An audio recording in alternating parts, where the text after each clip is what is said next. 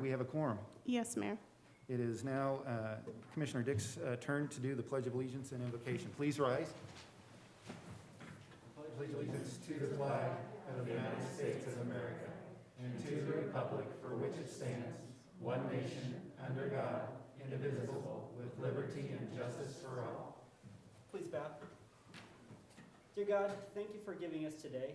Please help us be wise as we make our decisions. Please be with our community as we continue to struggle with COVID. And please be with those that we have lost and comfort their friends and family. Please protect our health workers as they continue to risk their health for our protection. Thank you for allowing us to live in the best communities in the nation. In your name we pray. Amen. Amen.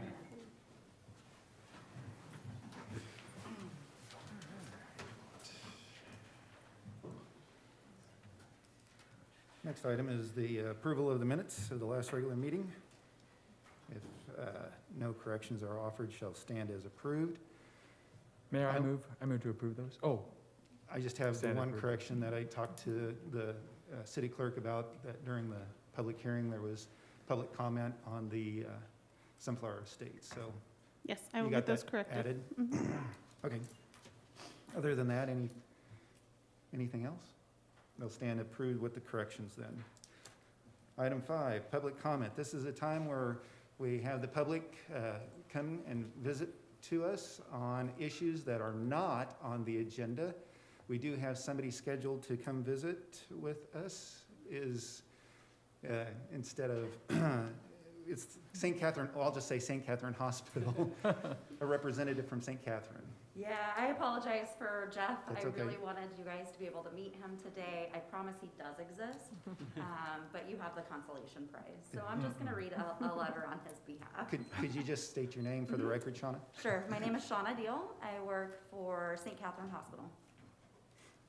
And this is a letter on behalf of Jeff Carrier, the new CEO of St. Catherine Hospital and Bob Wilson Memorial Hospital. With our neighbors' health and well-being in mind, we continue to monitor the trends and data to guide our decision-making and ensure that St. Catherine is always prepared. In November and December, we had an average daily census of 12 to 14 COVID patients. Over the past 3 weeks, that number has decreased by more than 50%. This is an encouraging and a testament to the mitigation efforts put forth by the Commission and the countless individuals and businesses in Finney County. So we want to thank you for that. Rest assured, between our ICU and medical surgical units, we have more than enough negative airflow rooms to manage our current volume and possible future surge in COVID admissions. We are appropriately staffed and continue to recruit high-quality providers for current volumes and for future growth. As far as vaccines, we have fully vaccinated approximately 54% of our staff. We have our last vaccine for employees this week and have another 70 caregivers that have signed up to receive their first dose. As we work with our community healthcare partners to do everything we can to continue to stop the spread of the coronavirus by practicing the 3 W's, wear a mask, watch your distance, and wash your hands. We also encourage the public to take steps to ensure personal good health, like healthy eating and physical fitness routines, and then continue to stay at home as much as possible, especially if you have conditions, if you're experiencing any symptoms. However, do not delay care for seeking any medical condition. With the safety of our caregivers and patients a top priority, Centura Health Hospital and our clinics across Southwest Kansas will continue to follow protocols from the KDHE, CDC, and our local agencies and partners. So he appreciates the time and looks forward to meeting you all in person. Sounds good. If you have any questions, I can try to answer those. Any questions? Thank you. Thank you, Thanks, Shauna.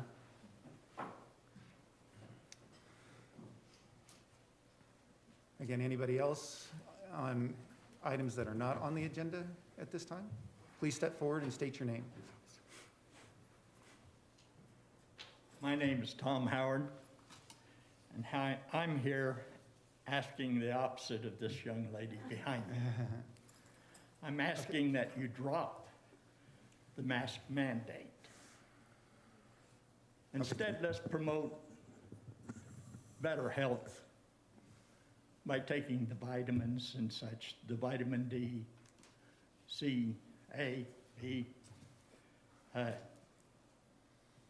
extra doses of D are supposedly, as I have received information of, are the best preventive for this COVID epidemic. And I just want you to have faith in what the good Lord wants us to do. We weren't born with masks across our face. Thank you, Tom. Thanks, Tom. Thanks, Tom. Okay, again, items that are not on the agenda, the mask mandate, or the mask ordinance is later on. So again, items that are not on the agenda, you can come forward. Yes. Again, step forward and state your name for the record.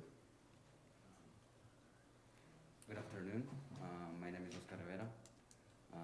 I'm living here in Garden City since 2016. That year I started working for the school district. There I started getting involved with soccer with kids in the school I was working with. Bernadette sets, 5th and 6th graders. I will take care of the newcomers.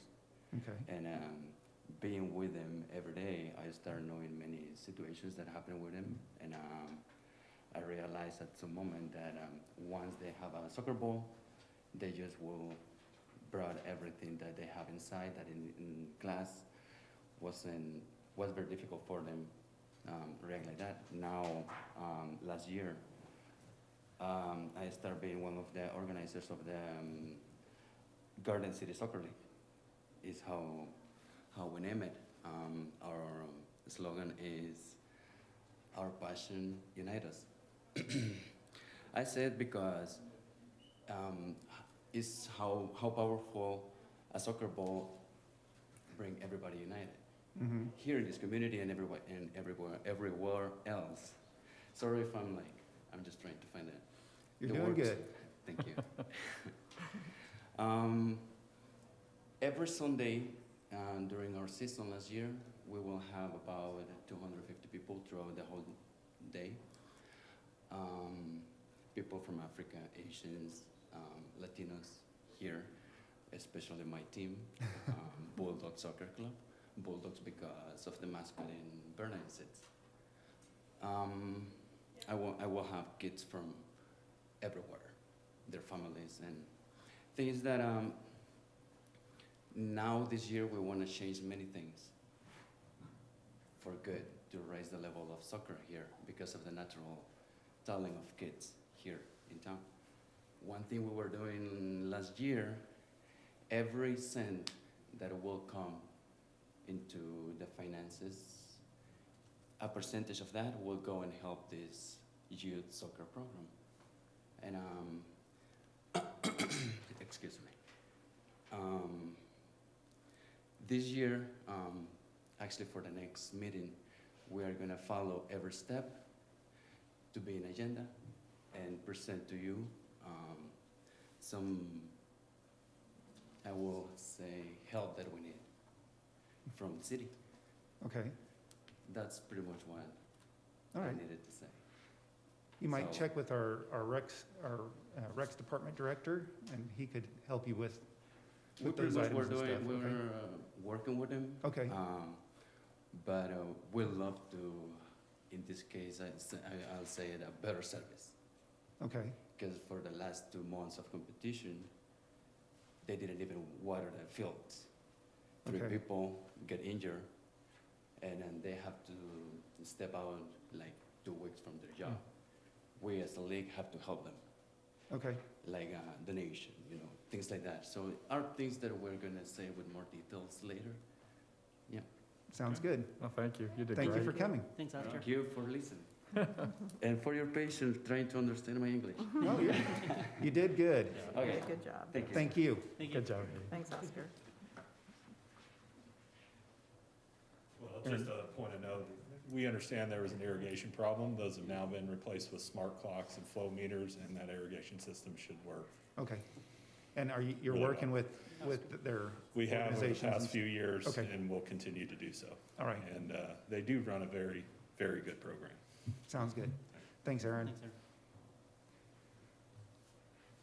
Anyone else? on the items not on the agenda at this time?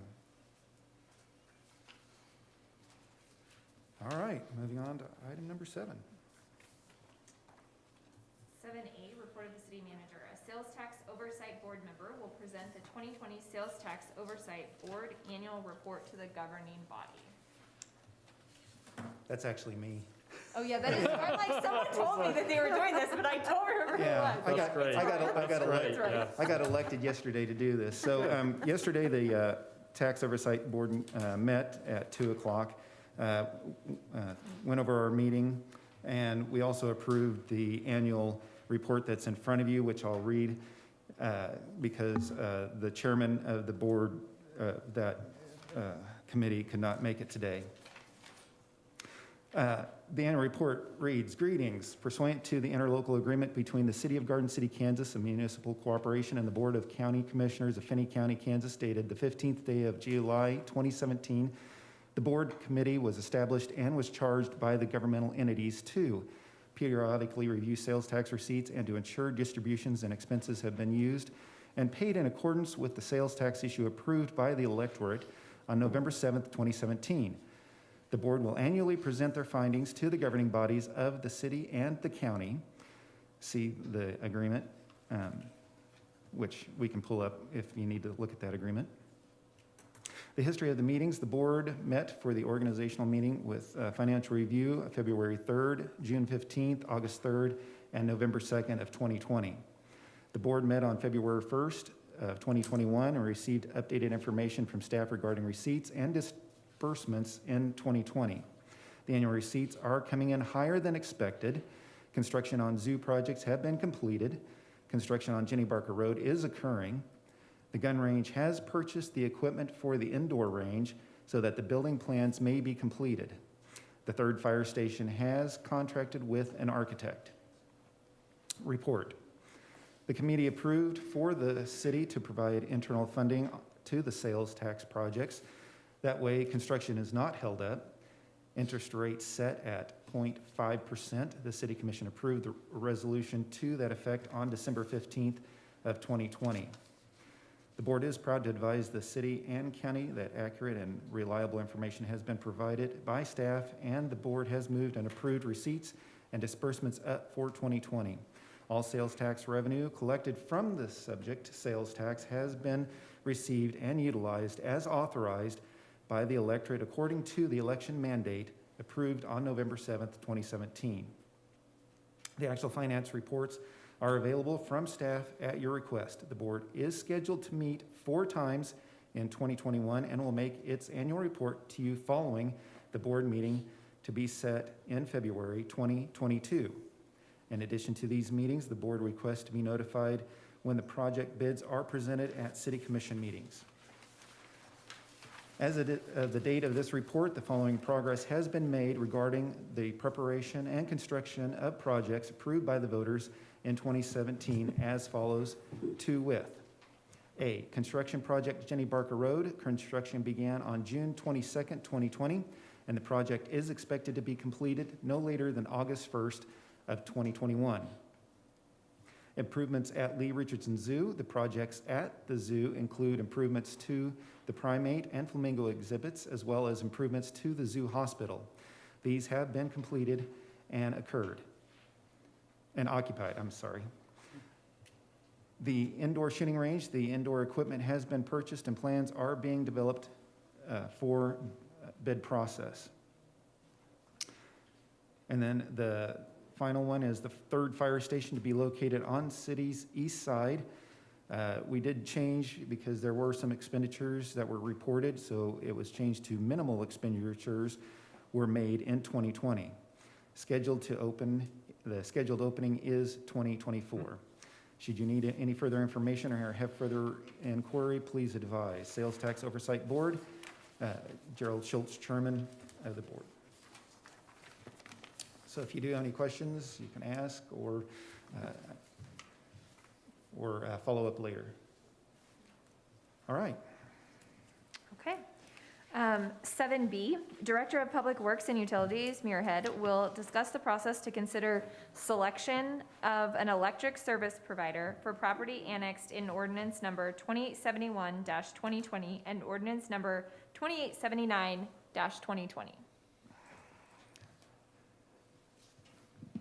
Good afternoon, Mayor and Commissioners.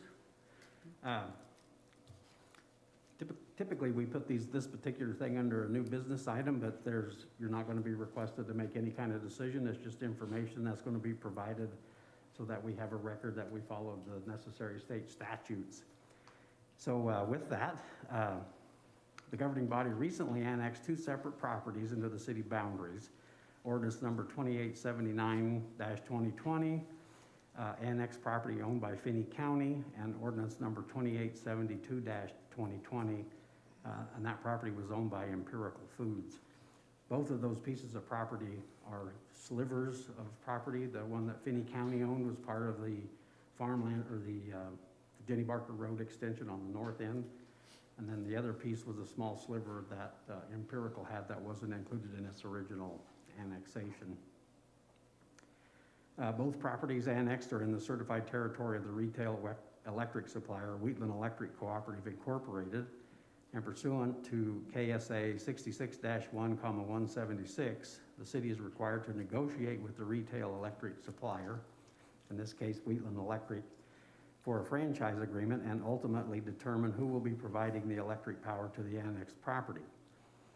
Wheatland's legal counsel has notified the city's legal counsel that Wheatland is not interested in, nor it is requesting a franchise agreement to serve electric power to either of these annexed properties. However, when making the selection of the retail electric supplier, the city is required to consider certain factors, but not limited to the following, and I'll just go through those briefly. A is the public convenience and necessity. The city has provided a safe, reliable, adequate, and efficient service to its residents for over 100 years. The city is publicly accountable to its citizens and is in the best position to gauge what is appropriate for its residents' public convenience and necessity. I have listed the rates that are established by city ordinance. And also with that, you should be aware that the city does not have summer or winter rate differential, nor is there an ECA, energy cost adjustment, or a power cost adjustment that's applied to any of our utility bills. And as directed by this KSA 66-1,176, there would be an 8.5% of gross revenues of the total retail sales attributed to new customers in these areas that would be added to their utility bill for a period of 10 years. This 8.5% of gross revenues would be paid to Wheatland Electric since it's their certificated territory for bare ground compensation. 3C, the desires of the customers to be served. The owners of the property expect all services to be provided by the city. D, economic impact to the suppliers. There are no economic impact expected to be placed on the power provider for the city. Economic impact to the customers of the suppliers. There is no economic impact expected to be placed on the customers in the city. The supplier's operational ability to serve the annexed area. The city's well positioned to be able to serve the area with 12 kV distribution system within a half a mile, 2 electrical substations, and 27 megawatts of natural gas generation within 2 miles of both properties. G, avoiding the wasteful duplication of facilities. There will be no duplication of facilities as there are no existing facilities on either property. Avoiding unnecessary encumbrance to the landscape. Should any facilities be required to the property, they will be placed underground, thus preventing any unnecessary encumbrances on the properties. Preventing the waste of material and natural resources. There'll be no waste of material and natural resources because there's no electrical service to be provided to the properties. J, proposals from any retail electric supplier holding a certificate in the annexed areas. Wheatland has made it clear to the city that it is not interested in or requesting a franchise agreement to serve either of the properties. And then K, whether the selection is in the public interest as it relates to these factors or other factors selected by the city, it's ultimately your decision to make that determination, and that would be at your next meeting. No decision needs to be made today. So at your next meeting, you can choose the alternatives of considering all these factors or more if you have others. You can decide to grant a franchise to another retail electric provider. Or number two, you could, considering the factors, you could decide that the city electric department should provide these electric service to these properties. Or you can direct staff to do something different. So we have no recommendation. There'll be information that will come to you at your next meeting, and then we'll go from there. And if any questions, I'll be happy to answer them. I have a question, Mayor. So on item J, is that a written, when you say that they've made it clear that they're not interested, is that a written Yes. document that you receive? Yes, it is. Okay, and it's filed with, so then we have that showing that they do not have an interest in doing that? Okay. Yes, we do. And that's actually attached in the document. Yeah, So- I didn't see that. Okay, thank you. Uh-huh. Any other questions? Okay, thank you. Thanks, Mike. Items 7C and D are not presentations, they're just part of your packet, but both of the department heads are here on those items if you have any questions. I just have one on the organization study action plan for the Garden City Police Department. Just Sure. as far as how far along are we on that study for the vehicle rotation? The know- take-home vehicle program. Yeah. So it's my understanding, Chief may be Chief's on his coming. way. Okay, I'll let him answer it then. I heard part of the question, Commissioner, in between. Just wanting to find out or figure where we're at in that process of the rotation on the vehicles. Sure. We've wrapped up the study and we're getting ready to present to Assistant City Manager and Melinda on the outcomes. It looks like a favorable project for a variety of reasons, but I would like to get the input from Melinda and Jennifer before I report it.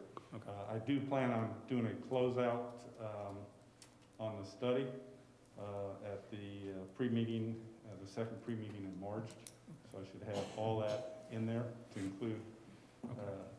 I believe we'll be able to close out everything but maybe one or two items because of COVID and or the building projects at municipal court building. Right. So, Okay. I'm sorry I can't give you a direct answer, but I hope that answers. Yeah, I just kind of foresee it here soon or in the near future, so I just was kind of interested in seeing what that Sure. actually outcome was, so. Yeah, it looks good. I mean, I'm retiring soon, so I during the project is good. That's Go for it.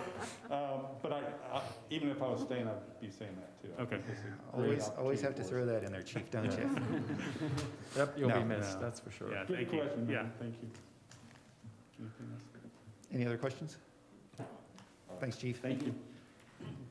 Okay, so moving on to item 8, which is meetings of note.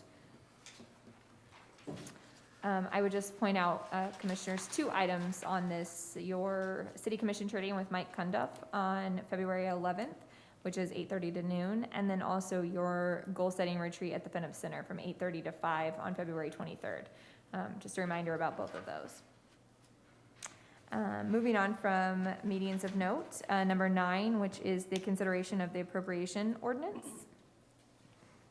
I move that we approve appropriation ordinance number 2524, 2021A. There's been a motion by Commissioner Dick. Is there a second? I'll second. Second by Commissioner Euler. Any discussion on that item? None being, all in favor say aye.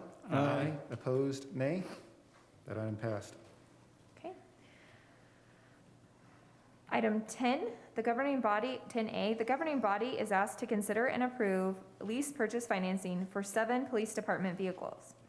If this were to be approved, resolution number 2866-2021, a resolution authorizing the city of Garden City to enter into a municipal lease purchase agreement for police department vehicles with Clayton Holdings LLC. Hi, Melinda. Hello. Last fall, you approved for the police department to go ahead and order their 2021 vehicles.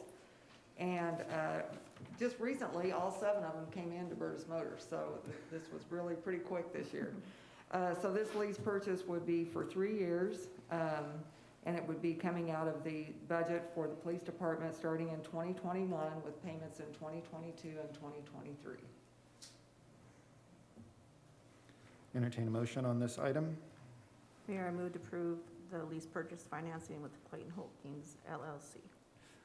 For resolution 2866. For Resolution 2866-2021. Second. Been a motion by Commissioner Euler, second by Commissioner Unruh. Any other discussion on this item? None being, all in favor, say aye. Aye. Opposed, nay. Thank you. Thank you. All right. 11, old business. A, the governing body is asked to consider extending or allowing to expire ordinance number 2884-2020, requiring the wearing of face coverings in the city of Garden City. Commissioners, Mayor and Commissioners, on this particular issue, we do have 2 scheduled people here to speak today. Colleen Dries from the Finney County Health Department.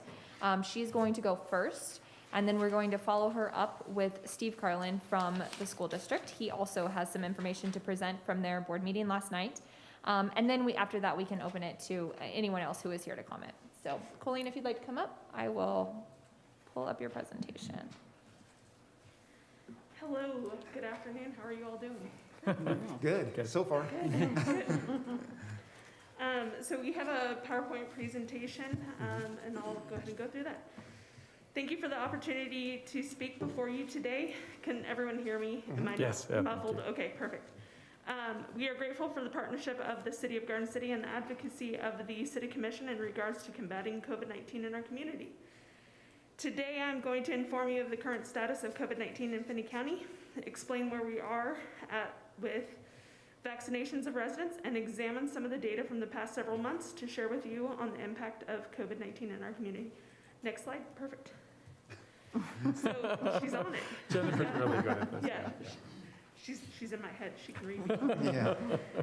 Yesterday, we published a situation report detailing the most recent totals and the current risk level for Finney County. There are 186 active cases. That is that there are 186 people who are laboratory confirmed positive cases that are not yet released from their isolation. This does not include the total number of residents in our community that are currently quarantined due to exposure. There are 5,897 total positive cases, it's cumulative total, and 9,849 cumulative total of negative cases. Yesterday, the hospitalizations were 7 for St. Catherine's. Today's update is that they will actually be at 10, and then 48 Finney County residents have passed away due to the virus. Our positivity rate is calculated off of the percentage of positive tests from individuals tested by the Finney County Health Department, as it is the testing location where we have the most control over receiving complete data sets. January 18th through the 22nd is the most recent week where we have received results for all tests. That week, we had a positivity rate of 10%. Finney County Health Department tested 185 people that week and had 19 of those positive results. When looking at the new positive cases from all locations testing Finney County residents, we added 61 new positive results that week out of a total number of 331 tested individuals that were reported to us. The risk assessment for Finney County is calculated using data for the past 3 weeks of the number of new positive cases, average hospitalizations, and total fatalities. Finney County has seen marked progress within the past several weeks with our positivity rate and number of hospitalizations. They've decreased in the last month, but not enough improvement has been made in all 3 areas of the data points to significantly decrease the severity in the county.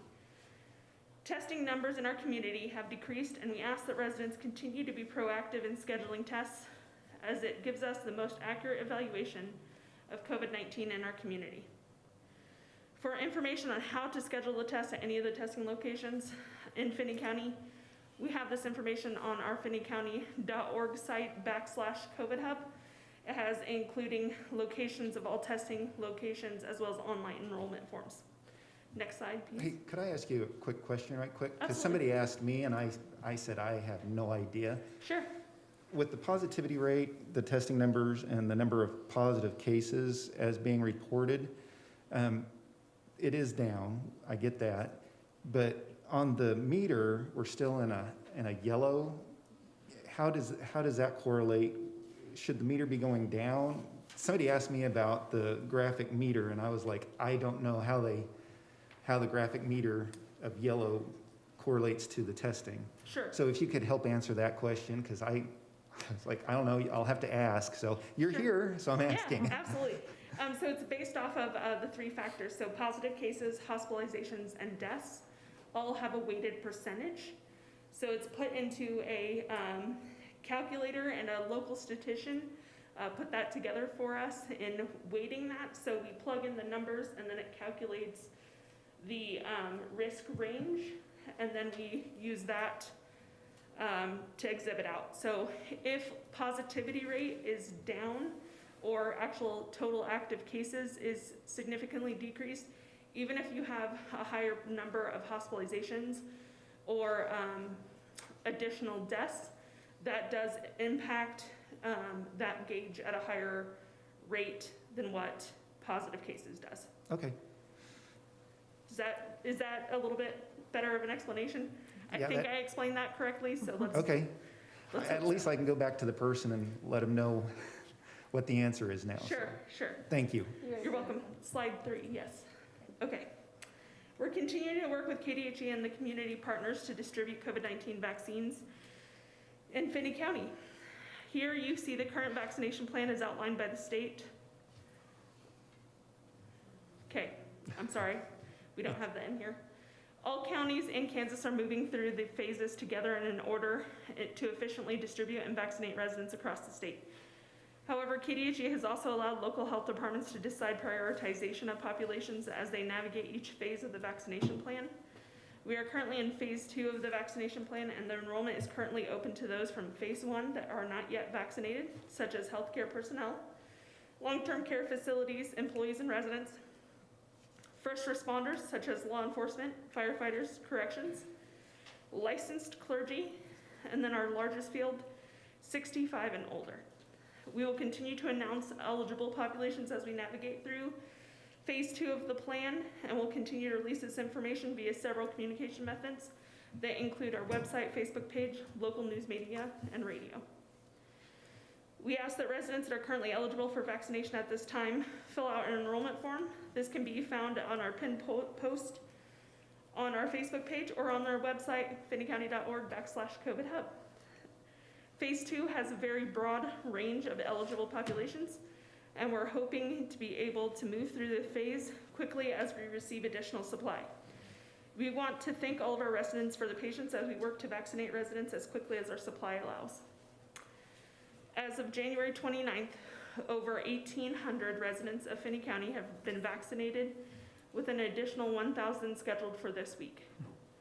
Yesterday, we launched a collaborative mass vaccination clinic with Genesis Family Health, St. Catherine's Hospital, and Livewell Finney County to better accommodate the increased vaccination rate as we move through the phases.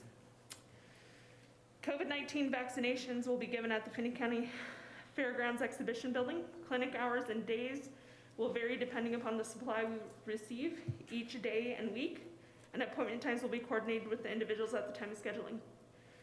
Walk-ins are currently not accepted in an effort to safely distribute vaccines with appropriate social distancing, and also to increase wait time of the individuals being vaccinated.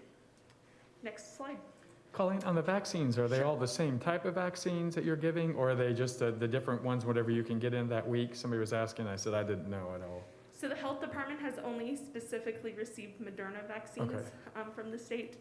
It seems that there's wider availability of Moderna so far for local health departments, but also storage and handling is a little bit easier for health departments to move through. And just quick information here. So there's 10 doses per vial. Those doses have to be administered within 6 hours of opening that vial. So there's a lot of logistics to moving the vaccines, which is also another reason why we have the appointment-based system, because it helps us manage the numbers to ensure accurate count. So if we have cancellations, then at the end of the day, it gives us time to also call additional people to receive doses that are off of our wait list. So, sure. Do you anticipate that you'll have enough vaccination or vaccine available, or do you think there could be a shortage? There's a national shortage. Widely, KDHE has discussed that Kansas has been shortchanged in vaccine. So the CDC bases the vaccination distribution and availability off of population numbers, and then KDHE in turn does a similar instance.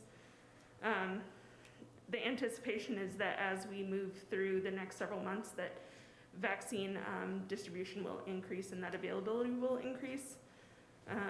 It's very unknown at this point. On typically Thursdays or Fridays, I get a confirmed number from KDHE of what I'm expecting to receive that following week.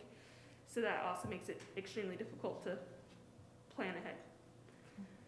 If you, kind of have a 2 business day heads up of what's going on the next week. So it's very interesting.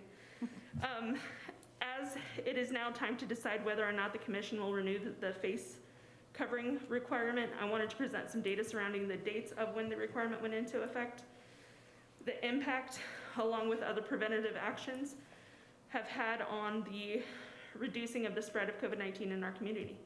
This requirement went into effect when Finney County was at its peak with hospitalizations, positive cases, and positivity rate.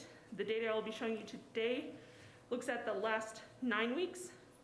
So 3 weeks before the face covering requirement went into effect, November 16th, and then the weeks following. Next slide, please. Okay, lots of numbers on here. Shannon, I'm sure, wants to see this stuff. So, on this slide before you, you see the average number of hospitalizations by week of COVID-19 residents at St. Catherine's Hospital. Due to the incubation periods of the virus and how high the county's peak was, it took around 4 weeks with the mask requirement in effect for this trend to begin to decrease and impact our number of hospitalizations locally. At the end of 2020, we began to see significant decreases in the numbers of individuals hospitalized, which has continued into 2021, with our most recent being an average of only 12.3 the week of January 18th through the 24th. If you do look at that graph, you can obviously see a pretty significant downward trend in those cases. So you do see that initial 1 month of higher cases.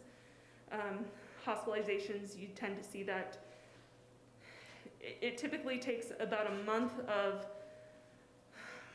active precautions in a community to then see that impact on your hospitalization. So you can see that it pretty well lines up to about that month as you then see that beginning decrease up until the most recent data of hospitalizations.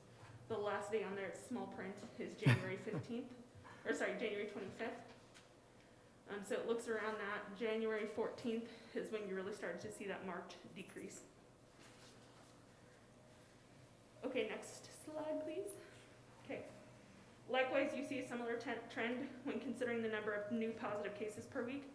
While the weeks directly surrounding the beginning of the face covering requirement fluctuated by approximately 100 cases due to the incubation period, and the level of our peak at the end of 2020, we saw a significant decline, which has continued into 2021. So same thing, you see significant numbers there, and then it begins to start to present that downward trend in our community with the positive cases. That fluctuation has to do a lot with the testing between health department and Genesis, and then lower testing numbers throughout the weekend from Go Get Tested, the hospital, and whatever else is then reported to us. So that's why you see that large variation, but overall that's a downward trend there that you can see. Next slide. The trend of the positivity rate for the county is similar to that of the hospitalizations and new positive cases. At the end of 2020, we saw a significant decline with our positivity rate almost being cut in half, and that decline has continued into 2021 with the most recent positivity rate of 10% January 18th through the 22nd. So you can see on the top graph that marked declines of that initial peak and then a significant decline after that. And then on the bottom graph, the blue graph is residents tested per week. The red is the cases per week, and then the cumulative case count. So your cumulative case count is more people in our community begin to be tested. You'll see that continue to rise. But the factor down there on the bottom, the red one, so the cases per week, you can still see that marked decline as well in that bottom graph. Next slide, please. Now that we are into 2021, coming out of the holiday season, with students back in school and the anticipation of increased vaccine supply, we need all of our tools to combat COVID-19 in Finney County and continue this downward trend. We expect to see significant numbers in our community to be able to receive the vaccine within the next 4 to 6 weeks, as the Kansas Department of Health and Environment anticipates an increase in vaccine distribution. Even though we expect vaccination availability and distribution to continue to increase, continuing to take preventative actions to protect our community is vitally important. Widespread vaccination will take time, and we must remain diligent. We need all of our residents to play an active part in reducing the spread of COVID-19 and give healthcare providers a fighting chance in vaccinating our population and helping those who require increased medical care. Practice the 3 W's. Watch your distance, wear your face mask, wash your hands with soap and water for at least 20 seconds, and regularly sanitize frequently used items. We have a number of resources available on our website. The most recent data, press releases, educational toolkits. Again, finneycounty.org/COVID-hub to access all of these materials. Next slide, please. Thank you so much for your time and your continued support. We are thankful for the opportunity to serve our community. I'm happy to answer any questions. Yeah, Mayor, I have a couple of questions too. Go ahead. So Colleen, I'm curious about when you present this information to the county commission, are they interested or do they have any appetite for a face? Are you recommending to them that they have a face covering requirement or an ordinance or resolution or? I'm unsure of the appetite currently. They do not have one in place at all right now? No, that one I believe sunsetted December 31st. Could you again, excuse me, could you again say how many people in Finney County have been vaccinated? We have over 1,800 as of January 29th. Okay, and that's all streams through like?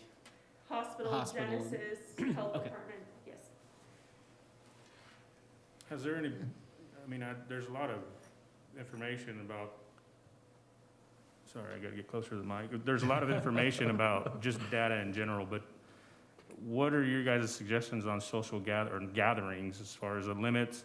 There's nothing discussed about that. There's nothing discussed about vitamins that we should be taking or juices or drinks that we should be taking.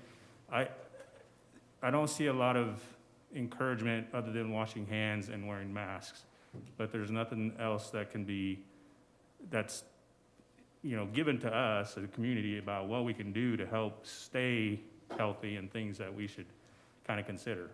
Sure.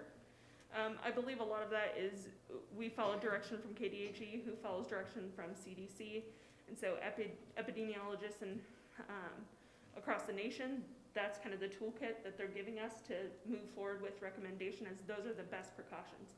So wearing a face mask, socially distancing, and hand washing, of course, those basic measures. However, here at the local, we don't have that level of expertise at the local to also begin making those recommendations to the community. We would 100% fall under line of those professionals at those higher organizations.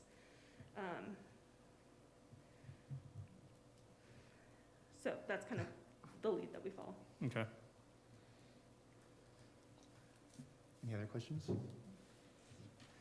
I appreciate the partnerships. I really think and then the overall ability to, I did want to ask, concerning the health department, and what percentage of your staff has taken the vaccination? Is it readily accepted, or are there people who feel that it's not effective? I'm curious about, and I was going to ask also the hospital about what percentage of the staff is accepting the vaccines?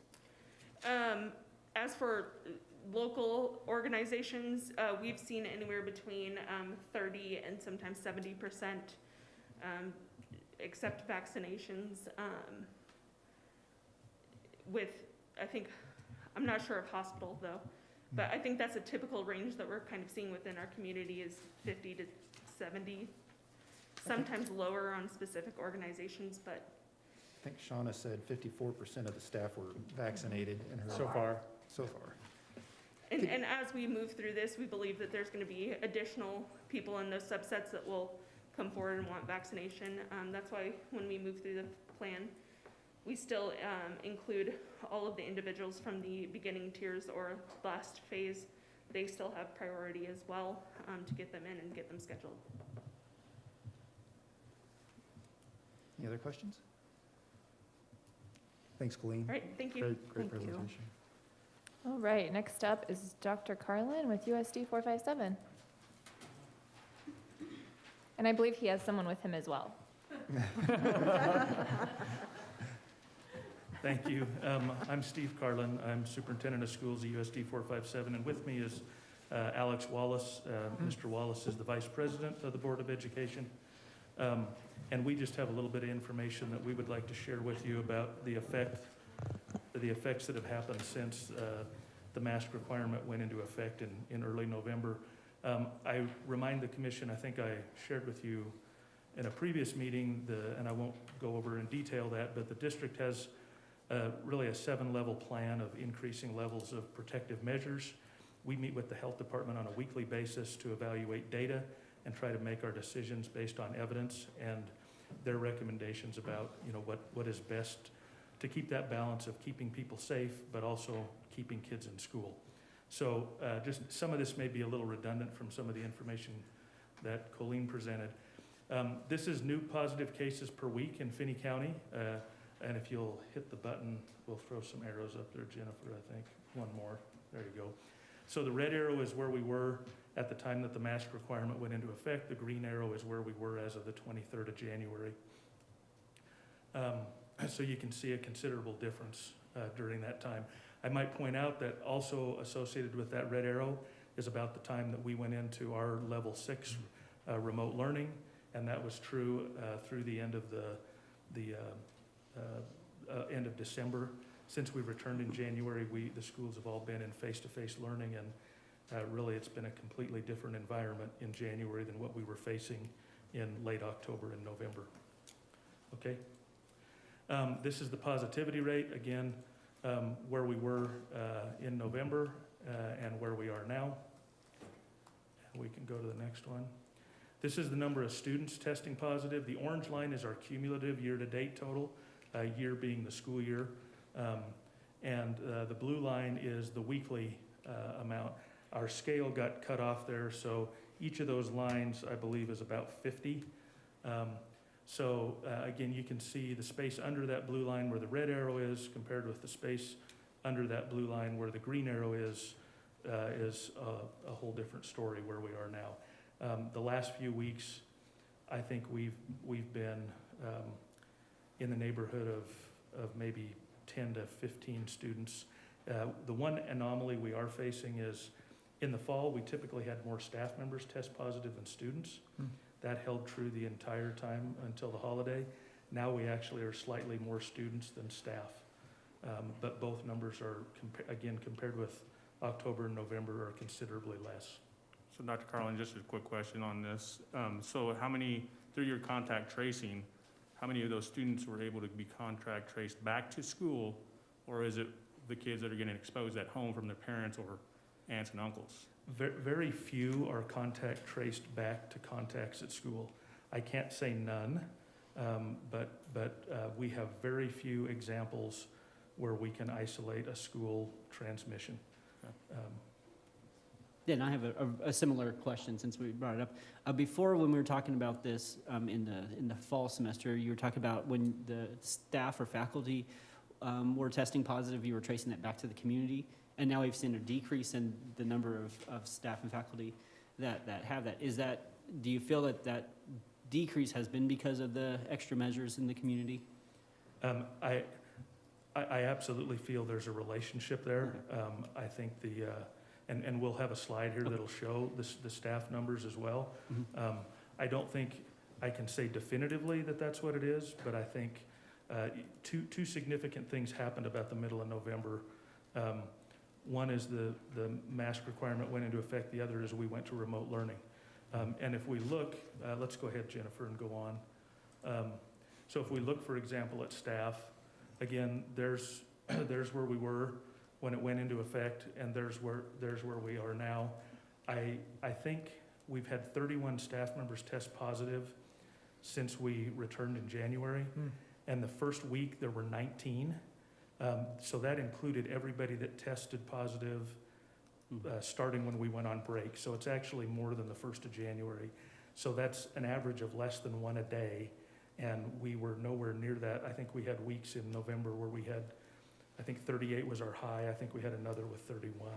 So I certainly think there is a relationship. I think the other thing, Commissioner Dick, that is worth noting, when you consider the kind of the 2-week incubation period of this, I think if this would have just been a reflection on the remote learning, I think we very likely could have seen a spike start again by the middle to 3rd week of January, and we have not experienced that yet to this point. So the scientific knock on wood. Okay, let's go ahead. This is our staff absences. The blue line and the orange line represent how many staff are absent for any reason. The blue line is all staff for any reason, and the orange line is, the blue line is all staff for any reason, and the orange line is staff, all staff but for COVID. The gray line and the yellow line are, again, all staff that are absent. Let's see here. Gray line is all staff absent, all of our classroom staff, so teachers and paras who are absent. And the yellow line is all of our classroom staff who are absent due to COVID. So again, if you look at the orange and the yellow lines there, you see the gap. That's when we were out on holiday break. But you compare where we're at and where we've been at, and I'll tell you, even though we don't have this past week on the chart, it's very similar to what you're seeing here, maybe even down a little more. So if you compare that with where those lines looked in the middle of November, it's a completely different picture.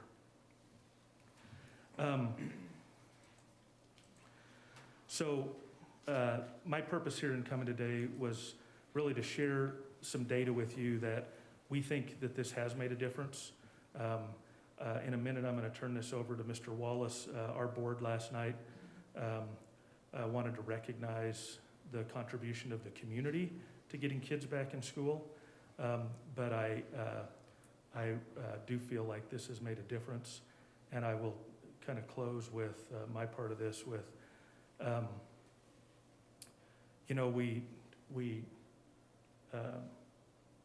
we find in these days of COVID that we don't agree on a lot of things. There's a lot of diverse opinions. But I can tell you from December, one thing I think that pretty universally we all agree on, nobody likes remote learning. Kids don't like it. Teachers don't like it. Parents don't like it. Right, yeah. Superintendents don't like it. School board members don't like it. So I just really, I think it's important that we recognize, and I think that's what Alex will do, but anything we can do to keep kids in school, we certainly will appreciate from the school district perspective. So thank you. Any other questions right quick for Dr. No, Carlin? that's awesome. That's great. Thank you, Dr. Carlin. So, thanks, Steve. And I want to appreciate the Commissioner's time this afternoon to go over this resolution. As he was saying, the school board did meet last night, and we did have a unanimous decision. Now, you want to step over to the center so get a better shot on you on the video there. Yes. So, like Steve said, the board did meet last night, and we did have a unanimous decision to go ahead and approve this resolution 21-13.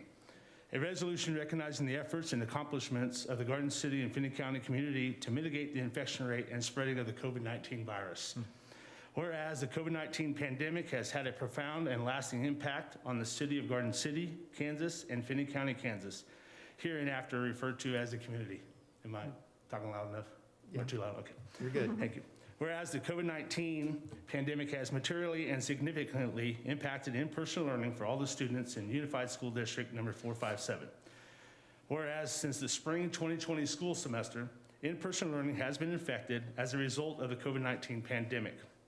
Whereas USD 457 has implemented hashtag 457Strong, a vision for growth, success, and safety for all the Garden City Public Schools reentry plan during the COVID-19 pandemic. USD 457's plan to help mitigate the spread and impact of COVID-19 in the school district. Whereas a result of the USD 457's plan and the community's adherence to the 3 W's approach of washing your hands, watching your distance, and wearing a mask significantly contributed to a reduction in COVID-19 infections in the community to the point that USD 457 has returned to in-person learning at all educational levels in schools. Whereas without the support, cooperation, and perseverance of the community with the 3 W's approach, the return to in-person learning would not have accomplished the level of success achieved. And now, therefore, it be resolved by the Board of Education, USD 457 as follows.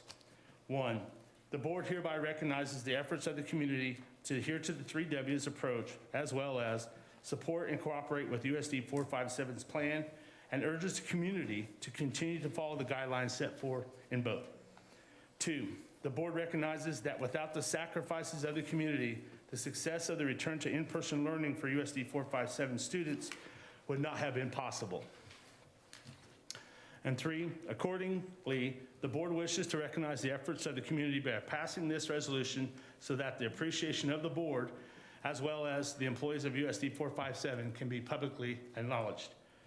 Adopted by the Board of Education, Unified School District number 457, Finney County, State of Kansas, on the first day of February 2021.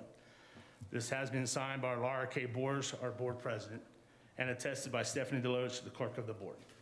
Again, thank you for your time and appreciate your community service. Thank you. Thank you.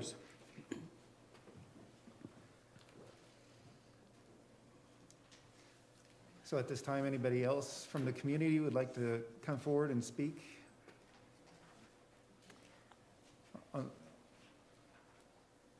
And just state your name for the record, please. Donna Gershner. I serve on the Community Health Advisory Board, and I would like you to go ahead and reissue the mandate. As you see from all the data that you got, that the mask mandate did make a difference in our community, and it is important that we keep kids in school. And until we get shots in arms, I think we need to continue this. My brother just recently, that does not live here, but he does all his shopping here, along with many other people that I know from surrounding towns, started coming back because they felt it was safe. And before we had the mask mandate, people were not wearing their masks. But when you put the mask mandate in, they started complying.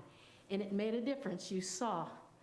So this is the reason why I think you should continue to keep the mask mandate in full until we get out of this mess. So thank you for your time. Thank you. Thank you, Donna.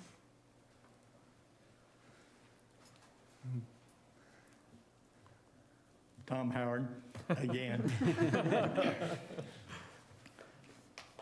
I think that it needs to be left up to the individual, not the governing body, that everyone wear a face mask. It's a hindrance.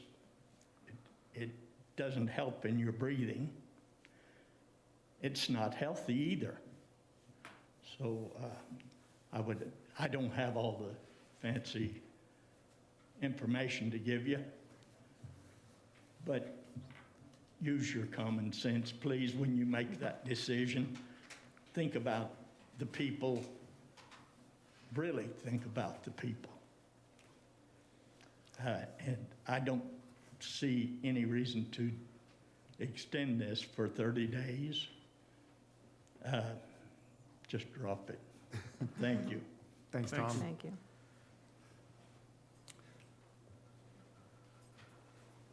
Callie Dyer. I am a member of the Community Health Advisory Board, and at our last meeting, the Community Health Advisory Board did vote to ask the Commission to extend it for another 30 days. I would also tell you, Donna had told my story before. I was an individual that in November had to be shipped out of Garden City, non-COVID related, but because the hospital was full.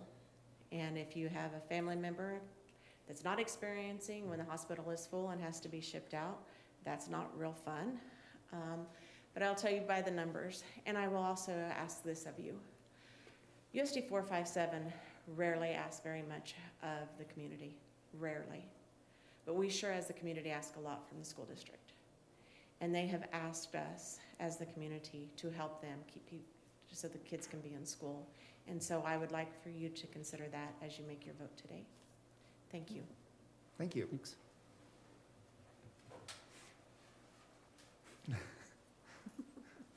Like an old penny, you know, that you try to get rid of. But,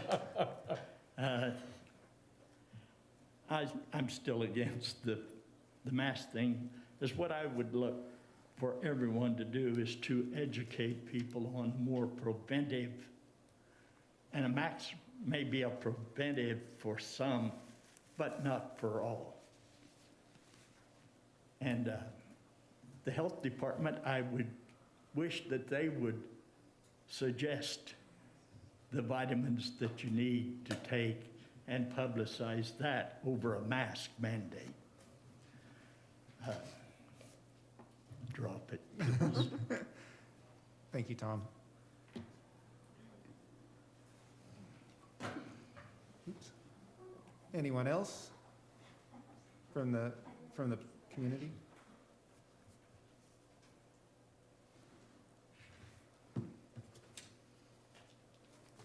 Commissioners, it is, I guess, our turn.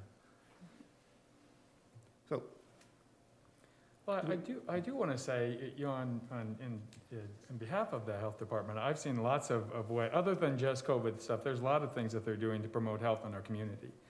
And as far as them promoting actual what for me to take, really, that's my doctor's, my healthcare provider's decision. Because I don't want a health department mandating what I should take or not take. I really want that to be something between me and my personal physician. So I understand and I advocate physical activity and overall health, and I get that, and I think, yeah, we should be doing that. And, you know, we do need to be proactive, but I don't think it's a fair assessment that the health department has not been suggesting other things. I think they've done a lot to suggest those things. The other thing is, I appreciate that the vaccines are rolling out, and this is a hard decision because we are coming to the point where, you know, we're almost out of this. And the hard thing for me is to say, here at the finish line, do we quit right before we've really, you know, attained the prize? And the prize is to get back to normal. I will tell you that there are many people, I've been to many businesses who are not wearing their masks. That doesn't mean that I don't. I was asked by a local business, well, do you do that because you have to or do you because you want to? And I simply said, do you realize that we have an ordinance in our city that requires a face covering? But a lot of people are still ignorant. So you can educate and educate and educate, but really it is an individual citizen's decision to do that. The frustrating thing is that the more that we say that, you know, or the more that we model not doing that, you know, we are very close. And I'm looking forward to the day when there are enough vaccines. I do want to keep kids in school because I'll tell you, it's been a huge benefit to our community. Not only the return on investment, men and women who have jobs, a lot of families are working families, their kids are in schools and they can go to work. So, I'm leaning toward another 30 days. After that, I don't know. I mean, I think it's important that you, Colleen, showed up. You know, the health department and the school, Dr. Carlin, thank you so much, and Alex, I appreciate that time. I mean, Shauna, we really appreciate it. I mean, Callie and Donna, it means a lot when people stand up and help us make a decision. You know, because this is not an easy decision. It's been very controversial, so. Mm-hmm. I agree. I mean, I think we're over the mountain, but we're not through the woods. And I think that the only way we're going to get through the woods is if we continue with the mitigation effects that we have going on right now. I agree as far as, you know, building up your immune system. I do all of that. I do what I can. I take more gummies every day than I ever have. But I also wear my mask because I believe that it's just one more line of defense that we have. And the data definitely does show it. And so I certainly do believe that our community is also becoming complacent in not wearing their masks, or maybe it's because they see the numbers going down and they get this false sense of security, but really, I mean, it's because of all the other things that are in play, that's why those numbers are going down. And so I really believe that in order to get to the end, that it certainly is something that is wise to keep. Well, I'm gonna be very similar to what Troy said. And my example is from 2008, rookie Deshaun Jackson for Philadelphia Eagles. Put you there. He had an amazing play. He was against the Dallas Cowboys, and if you know football, Cowboys and Eagles, that's one of the biggest rivalries possible. So this rookie, this is the second game of the season. Deshaun Jackson ran out. Donovan McNabb stepped back, dodged a bunch of people, threw a touchdown. I mean, it was a 60-yard pass. I mean, Deshaun Jackson was amazing. He ran, he caught the ball. He ran all the way for a touchdown, except for at the 1-yard line, he celebrated early, dropped the football behind him, and he didn't score a touchdown. Yep. The Eagles lost the game 37-41. It was in 96. What's that? That was in 96. Was it 96? Well, whatever year it was, I pulled up this one here. So it happens multiple times. You can find this clip on YouTube about early celebrations. And I think that's what we don't want to fall into, like we said here, an early celebration, because if we don't finish this all the way to the end, we will get another peak, because that's the way viruses are. It doesn't look at, well, you've done it in a while, so whatever. Some of the questions, like you said, is do you go in and say, do you want to wear a mask? Like, I don't want to wear a mask. Nobody wants to wear a mask. I mean, these are very, very hindrance, and you can't smile, and you don't even know who you're seeing at Dillon's. The question should be, should we be wearing the mask? Should you be wearing that mask? And the science, if you keep on looking at the science, we're only getting more and more evidence that this is working.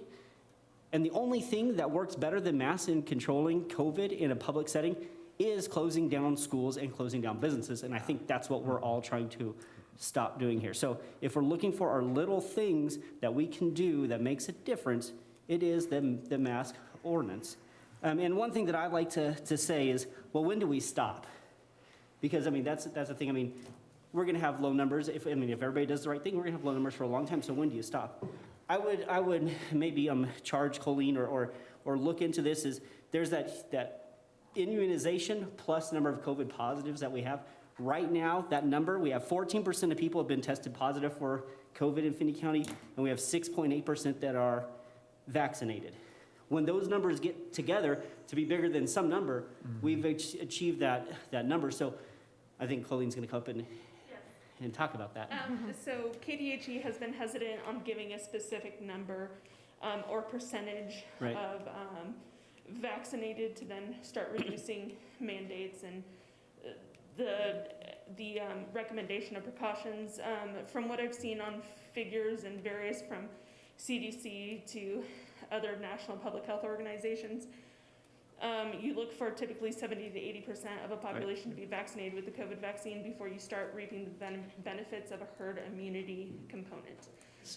So as we begin moving through and expecting that mass vaccination through summer and the rest of the year, like you all said, continue to practice all preventative measures. And I just want to make sure that we're very clear, and from the health department's perspective, we are not recommending just masks. Right. It is mass social distancing and hand washing.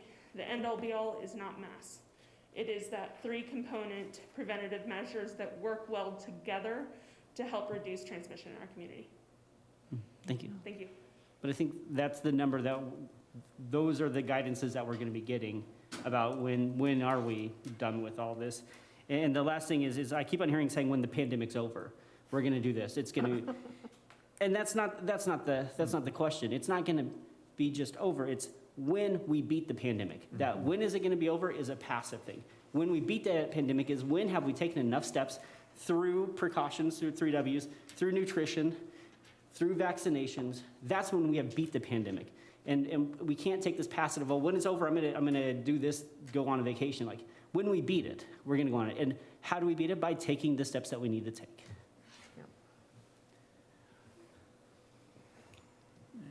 and this is a great discussion. I appreciate everybody's, thoughts. And this isn't just for our personal decision. I mean, this is a decision that we're making for the whole community and for the students and for whoever else, doctors and nurses and things like that. So it's very tough. It's a very hard decision. It's a very personal decision. And there's a lot of information that isn't put out there as well. So there's a lot of information to take in, but there's a lot of information that isn't getting put out there as well.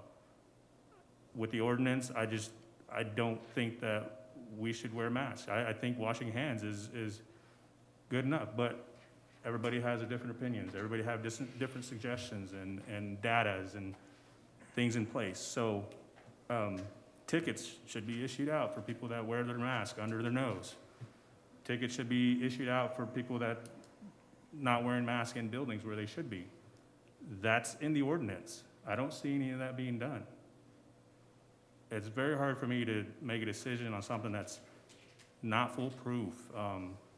So that's why I'm against the mask. I'm not saying that I'm not gonna wear my mask, but there's just a lot of holes in this mandate that I'm not for. And I think we as people are smart enough to do what we can to help out in ways where we can put data out there so that we can be proactive and take those measures, washing our hands, taking vitamins, exercising, whatever it is. If this mask was to help me lose a lot of weight, I'd wear it every day. But I don't know if it's gonna stop me from getting the virus. I have a hard time with the mask. And so does a lot of other family members and people that I know and things, but there's a lot of people that are for the mask. So I'll wear my mask because I'm respecting your decision as well, so. Entertain a motion on this item. I move we approve a 30-day extension to ordinance 2884, 2020. I'll second. Commissioner Dick made the motion. Commissioner Euler seconded the motion. Any other discussion on this item? I do want to acknowledge, Mayor, that, with Mr. Howard, there are a lot of older people and there are a lot of people who have hearing issues where they've asked me to remove my mask. I mean, so that they can hear and do those things. And I know that there are issues and those kind of things. But again, I mean, my goal is to make sure that I'm not someone that spreads the disease. So I want to make sure that you realize it's never against anyone, but it's important. Any other discussion? All in favor, say aye. Aye. All opposed, nay? Aye. Nay. Nay. Item passed, 3-2. You don't get 2 votes. Thank you, everybody, for coming and speaking on this issue. I'm disappointed. All right. All right, going on to item B. Yeah, so we are on to 11B, which is the governing body is asked to consider and approve a bid for the construction project at the Garden City Police Department Evidence and Municipal Court Building. This item was set prior to the meeting today. I received some information that has complicated this issue a bit. I think there's a little more that needs to be done in order for us to come to a conclusion on this. So I am asking that this item be removed and that we take this up at the next commission meeting on February 16th. And I think motion for that, Mr. we'll be ready for that. I do, one Yep. thing on this, and I was going to email you. You've done matrix in the past, incredible ones to show what the difference in the bids are. And I read through the bids, but there's not a lot of, there wasn't a lot of detail, but I love that because my goal is if we can do a local company, I would rather do that if it wasn't outrageous, but. Sure. And I'm gonna include 2 more things in this for you on the next one. My hope is to include a list of the subcontractors just for the lowest bid. It will not be for all bids, and that's a little bit complicated, and the reason is because the architect on this project did not choose to make subcontractors a requirement as part of their bid process, and the architect did run the bid process in this particular case. The city of Garden City did not run that. So Troy, when you've seen those matrix in the past, that has been because we put that together and we did the scoring on it, and we required that as part of the interview process. This was simply a open and closed bid process, and so it's a little bit different. It is a little bit it makes it a little bit more difficult to make a decision. However, I will make sure that whatever information I can possibly add to this, I will add before the next meeting. My hope is also to have contractors present so that they can answer any of those additional questions that you might have. Thank you. Sounds good. Okay. Okay, so we can move on to item 12A. Lana Duval, President and CEO of Finney County Economic Development Corporation, will provide a quarterly update to the governing body. Good afternoon. Hello. Hello. Hello.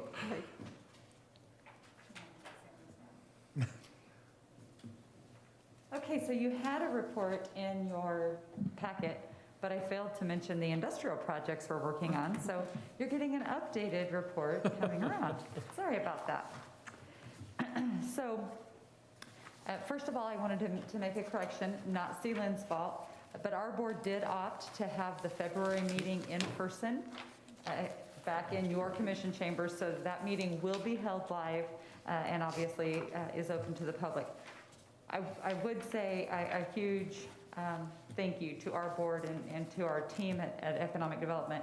Throughout the pandemic, we have been able to abide by Open Meetings Act, and all of our meetings have been either available virtually on Facebook and YouTube or in person throughout that period. So that isn't the case everywhere, and that's something that we're very proud of. Obviously, it means a lot to us to be transparent, and we just wanted to let you know that we have been able to do that. Project updates. Empirical Foods has commenced construction. If you haven't been out there, you need to go out there. It's cool. It is very cool. And there's a lot of big tools and equipment, and so it's a lot of fun to go out there and watch. They sent me some pictures, and I'm the geek that's like zooming in on the pictures and looking at everything, so very cool. Finney County Child Care and Early Learning Network. We have some very big updates on that. As you know, we've only been working on this for about 5 years. So overnight success, pretty much. But we have some really good things happening now. Spark dollars helped to contribute to some of that. While the network itself did not receive any Spark dollars, Turning Point Nazarene Church did. And they've opted to contract with the network to operate that child care facility with them. So we're extraordinarily happy about that. At the same time, we have some facilities that we're working on in East Garden Village, as well as the 3rd Street facility is completed, and we're as close as we can be to having authority through KDHE and the Fire Marshal's office without having all of the equipment in place. So our hope is as soon as all the equipment's in place, we'll get that licensing and be able to move forward. But super exciting that, again, in only 5 years, we'll be creating, with these centers alone, we'll be around 200 new childcare slots, which is just huge when you consider that right now we estimate that's around 1,000 short for our community. So getting 1/5 of the way there is a big milestone, and we're very pleased with that. Prospect 7-20, Project Green River. This is a logistics and industrial project that we're working with a couple of large agricultural entities as well as the short line rail to increase opportunities, number one, for shipping of goods, but also allow us to develop some industrial sites around those as well. So that's exciting to have that underway. Prospect 1020 is Project Aberdeen. It's an industrial project. We've already hosted site consultants for this company and provided them with a plethora of information regarding sites that we have available that work for them. And then we've also sent them some follow-up information. They were hoping to make a decision by the end of December, but it looks now like that's going to be pushed back probably to at least the end of the first quarter. So we'll keep you posted on that. Prospect 120 is Project Proxima. This was an international lead that was sent to us from the Department of Commerce. And as you know, our numbering system tells you that was from January a full year ago. And we are still moving through the process with them. We are still in the hunt. They have not eliminated Finney County from their list of sites. So we'll continue to work with them and get them additional information as they need it. Any questions on any of those project updates? No? Okay. Existing business assistance, you guys know what we do. It's been a little bit different during COVID, obviously. We've had some different types of requests. You know, we never thought we'd have folks calling us and saying, I need 1,000 masks. masks, and I need them yesterday for all my employees. But today you get those calls, and that's okay. We figured out how to help with that, so that's a good thing. On initiatives, I think probably most importantly for you guys to know about, we have been able, even during the pandemic, we've been able to add some additional community college technical programs that are available for dual credit. So we're actually able to get our high school kids involved when they're going into that sophomore year and helping them to choose some careers they may be interested in. So we've been able to add construction trades program, which has been a huge undertaking. Our Builders Association has been begging us for years to help fill that workforce flow. So they're super excited, and they've been really helpful to work with both the schools, you know, Holcomb High School, Garden City High School, and the community college. The builders are willing to do whatever it takes to keep these kids interested in it. So that's really exciting. And then we added the industrial maintenance program. Obviously, that was a curriculum that we developed specifically with Empirical and Tyson, as they have the most, you know, a number of demands for those jobs. So we worked carefully with them to ensure that the curriculum met what they needed for workforce. And then the early childhood pathway has been available at Garden City High School, but was not available at Garden City Community College. It had been allowed to lapse. That program had been put on hiatus, if you will. So we were able to get it reestablished this year, and we can do everything now from what they consider a Certificate A, which is basically a center director status, all the way through. They can get their associates, they can actually get their bachelor's within the community, and can go on and get a master's degree without ever leaving our community. So great opportunities that we've been able to work through with them. The other big one, besides obviously workforce, childcare, is housing, the other big bugaboo. And we have been working, you guys have heard us talking a little bit about the 67-acre parcel over kind of near the high school. That project is coming along. They're working through the planning process on that now. And we're very excited about all of the housing that allows us to bring. Just as a note, I mean, we love when builders come to us and say, we're gonna build a house. We get excited because we need a house. Right. But these guys came to us and said, hey, you know, in 67 acres, we should be able to lay out, and they had it tracked out, you know, little row houses like what we typically see in our neighborhoods. And we said, hey, would you be interested in looking at something a little more creative? So the way they had it designed, we could get just less than 200 housing units out of that parcel.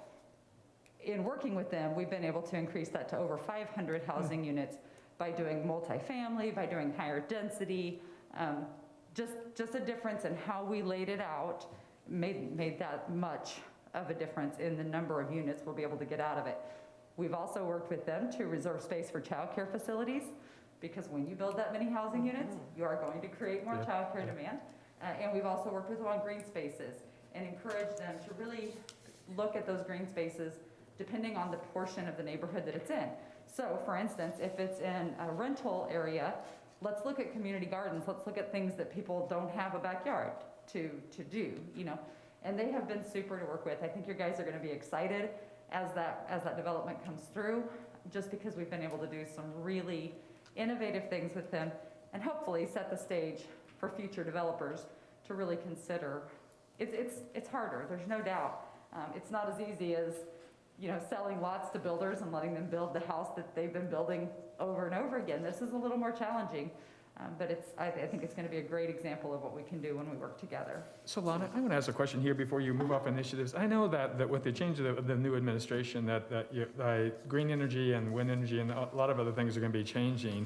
And I know that we're really positioned. I mean, since the windmills have been coming in and out of here for many years now. And I'm curious about how that might, are you seeing any impact on that going forward as far as for us here in Finney County? As far as development of right, I know your industrial park is really well used, and I'm curious about the bioenergy. I want to make sure it continues, but I'm wondering about what opportunities that there are for that. Yeah, so I think you know, certainly I think we're going to continue to see interest in solar. I think there's good opportunities for that, and you know, you guys have seen a lot of data today. Guess what? We have a lot of days of sunshine here, so right. That's new data for you. So solar, I think there's definitely some opportunities. Wind is a little more challenging, quite frankly, for Finney County. That goes back several years to when there were some challenges to a wind farm that was going to locate here. I don't know that, at that time, developers were pretty clear that, why would we fight to locate when we can just move a county over and build it there. And those fights didn't come from Finney County. Those fights were from outside and folks who were trying to help us plan our future, which is thoughtful of them. So I don't know if we'll see wind come back on the horizon or not. I do think we will see increased projects throughout the region that TPNL serves. So we would anticipate that we'll continue to see, most of their contracts now were actually set through 2021. So this would have been the year that we'd have started to see some paring away. I think probably now we'll see that actually remain fairly steady for at least a few more years. Thank you, I appreciate that. That's what my crystal ball said. Right, yeah, I trust it. Yeah, I would too. Okay, so any questions on any of that or any of the projects, anything at all? I have one question, Lana. Has there been any issues with like lending as far as with these developers that are they bringing in their own money from out of town or out of state, or are banks here locally willing to work with these developers? Some. Okay. It really depends on the project. Our bankers, part of the reason we have the housing shortage we have is because we went through some really bad development years where developments didn't work well. So a lot of banks got hurt, if you will, during those times. So I think probably the best thing that's helped us to get our lenders bought back in on it is the phasing of our HIDs. I think that has been one of the most comforting aspects to them, because it really does, instead of the banker having to tell the developer, why don't you try 2 blocks before you try 8 blocks? Let's see what happens, So I think the RHID has actually helped in so many more ways than just the fact that we're able to fund infrastructure. It's also really helped our developers to think and to think through a project and what makes the most sense. Again, it really does give that level of comfort to the banker that, okay, yeah, so they built, 10 acres and everything sold as soon as it was built. So that I feel pretty comfortable going ahead and floating that next phase and making that work. So yeah, I think we're seeing, obviously we have some banks that's just not something they're interested in, and that's fine too. That's not something that they, they're comfortable with. But by and large, we're seeing our lenders more comfortable in that housing arena than they were for a long time. Anything else? Does anybody have an extra copy of the PowerPoint one I did? Here. Is there an extra one of those? I can give you. Sorry. There you go. You're good. And then I threw my pen. Sorry about that. Okay, so I do apologize. I wanted to send this PowerPoint, but the file itself got corrupted. The data is not corrupt. Our organization isn't corrupt, but the data got corrupted on the file. So it wouldn't work to send it over here. I apologize. So this is just an update, an economic update. If you guys remember, we did one of these, probably May or June. We did one of these updates. Our board charged us with, compile where we're at today, see how much impact the pandemic has had on our economy. And so we felt it was probably a good time to do an update to that, since we're kind of through 2020. We're going to continue to track all of this data, but we thought it was important to share what we've seen to date. So this first page is just the active case count since March of 2020. And you guys have seen data points all day on this. Obviously, we're seeing the downhill slide, and we like that. We want to keep it that way. But this has made a difference, and you'll be able to see the reason I wanted to include this is because in the other data trends we're going to look at, you can see that reflected, those case counts. The next page here is unemployment, and this is a comparison of 2019 to 2020. And as you can see, I set the scale, pretty far apart. So it looks like there's a little more difference than there is, but quite honestly, it's less than a point through most of that. So again, you can definitely see where we had the shutdown that was mandated by Governor Kelly. Obviously, a lot of our service industry, restaurants, hotels, those types of industries had significant loss of jobs during that period. But as you can see, we rebounded rapidly and came back to where we're almost normal again. And then on transient guest tax, and this one is interesting, because this is one of the data points we always track, because this tells us how many people are coming into our community, what is traffic looking like for business. We know that folks who are in our hotels, by and large, are here for business-related activities. So we track this number. You guys see it every year on our annual report. But what we did here, we actually took some production communities, 3, Dodge City, Garden City, Liberal, and they're represented in the blue line. And then the orange line are service economies. So those are Lenexa, Manhattan, Overland Park, places that don't make anything. We consider those service economies. So, and then of course the thinner line is Finney County itself. What we did was we just normalized these here to get a starting point so you could see if they were all equal right here, what happened after that. And as you can see, the service economies have continued to stay well below the production economies in their overnight stays. That tells us, obviously, that it pays, number one, to make things, but it also tells us that our business traveler is still out there. He's not out there as much as he was. We're obviously still down from where we normally would be, but at least we have those hotel stays. These service economies are nowhere near recovering yet. And obviously with people, you know, I don't know about you guys, but the meetings that I'm getting invitations to now, even for 2021, towards the end of the year, are still not encouraged that they'll be meeting in person. So any place that was reliant on convention and that type of travel, I think is going to continue to see challenges. And then sales tax collections, and you guys already know this, you beat the record again, well done. This is kind of crazy to even see this, but this is the comparison, 2019, 2020. It just stayed pretty darn tight. So obviously, again, we definitely know when we had some shutdowns here, but by and large, that number has stayed really, really strong. And again, if you look at those active case counts, you'll see that the dips in collections definitely correlated to the peaks in cases. People were nervous, people were concerned about coming to the community, so it makes a difference. So just kind of a summary of that, lodging and dining sectors have undoubtedly seen the most significant economic setbacks in Finney County proper. Again, ours have not been as severe as some other communities, but that's certainly something, you know, when I presented this to the county commission yesterday, it was clear, if we do get future funding, these are the sectors we really need to focus on helping first. We need to make sure we shore those up and give them the assistance they need. Unemployment nearly returned to pre-COVID rates, and despite lengthy shutdowns, Garden City experienced another record-setting year. Just a quick update on the things that FCEDC has been doing during the pandemic.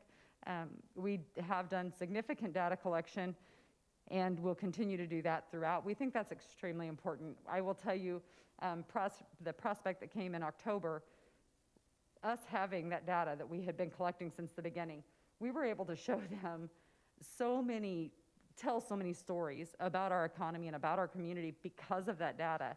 And we really anticipate going forward, that's going to be an important part of our storytelling anytime we're talking with prospective businesses. As you know, we assisted with the CDBG funding of the monies you already had. We were also able to get the CDBG CV funding from the state of Kansas for the city to utilize. We've done 2 business town halls related to COVID. We did create the Safe Reopening Guide and the Safe Operating Guide, and those continue to get lots of visits on our website. It's kind of surprising. And then we did 1 COVID community town hall that was just kind of a general, where are we at town hall. And then just a couple weeks ago, we did the vaccine town hall. That one was really well received, lots of good information, and has had a lot of views. So we've been very pleased with that. Any questions that I can answer for you guys? I do want to say I was at the county work day yesterday, and I really appreciated the presentation where you talked about the way that Finney County Economic Development Corporation supports our surrounding communities and surrounding counties, and how really Southwest Kansas is benefiting from really your expertise and your staff's expertise. And I just wanted to say thank you. I know there's a lot of those people, the people making our sales tax dollars, those numbers, and so I really appreciate the care and concern, and also the taking care of our neighbors, because I really do see them as partners, so. Thank you, we would agree. They, you know, the numbers don't lie. They are obviously a part of our community, and anything we can do that assists them is just gonna add to our opportunities as we go forward. Anything else? Anybody? All right, thanks for your time. Thank you. Good job. Okay, item 12B, the governing body is asked to consider and approve an option for the iconic elephant slide from the Big Pool Baby area. Okay, Mayor and Commissioners, this is my item. So this particular item, when I went through and engaged with the community over 6,000 residents, although they were interested in a lazy river, big water slides, and plenty of shade, the one question that came up over and over and over again was, what were we going to do with that iconic elephant slide? And even after we started down the road of this water park, that question continued to come up. We received messages on Facebook about the elephant is setting off to the side. What's being done with it? Where is it going to go? And so Todd, with McCowan Gordon and his crew, have been working on different options for you all as to what we do with the iconic elephant. So first, I want to show you the plans for the iconic elephant. So this is what the front of the facility will look like. This is where we anticipate the elephant being, and right behind that elephant where you see the light yellow circle, there will be some signage and some information on the history of the big pool, some storytelling that matches the colors and scheme of the overall facility. So the reason that we thought this would be a good place for it is because when the pool is closed, which is going to be a larger portion of the year than it is open, people can still be out walking around, which they frequently do in this area, and read about the history of the pool. But also, if you had a little kid with you, they could hop up on the slide and take a trip down one more time. We think that this is a good place to utilize the slide, but as most of you are probably aware, if you remember, the slide does have a lot of chipping away at the paint from it being used in the facility for so long. So whoops, I made my,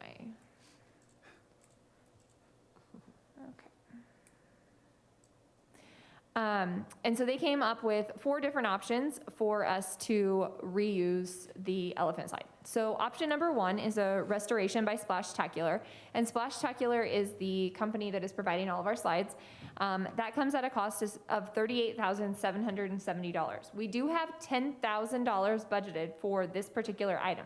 So anything over that $10,000 would have to come out of another area or would have to increase the cost of the project. Option 2 is a replacement by Splashtacular, which means an entirely different elephant that they replicate to look like our iconic elephant. And that is $78,377. Option 3 is a refinishing by Skeeter's Body Shop, which, if you are not aware, is a local body shop here in Garden City. And that comes at a cost of $13,443. Option 4 is an install as is, with no changes and no updates, no restoration. And that, of course, would allow the $10,000 that has been allotted for this project to be returned, and we could potentially use that somewhere else down the road, or it could be a savings on this project. I'm happy to answer any questions. I think Todd's here also and happy to answer any questions about the elephant and what you'd like to do with it.